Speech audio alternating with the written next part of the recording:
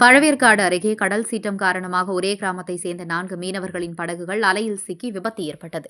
இதில் நல்வாய்ப்பாக 4 மீனவர்களும் உயிர் தப்பினர். இதுகுறித்து மீன்வளத்துறை அதிகாரிகள் விசாரணை நடத்தி வருகின்றனர்.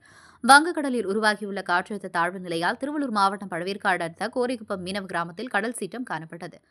மீன்பிடிப்பதற்காக மகேஷ், அருள், அஜித்குமார் ஆகிய 4 மீனவர்கள் தனித்தனியாக 4 படகுகளில் கடலுக்கு சென்றனர்.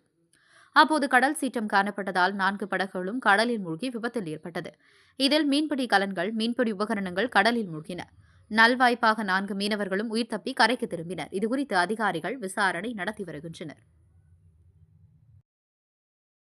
உடனுக்குடன் செய்திகளை தெரிந்து கொள்ள தமிழ்நாடு 24 நியூஸ் சேனலை சப்ஸ்கிரைப் செய்யுங்கள். லைக், ஷேர் பண்ணுங்க. நன்றி.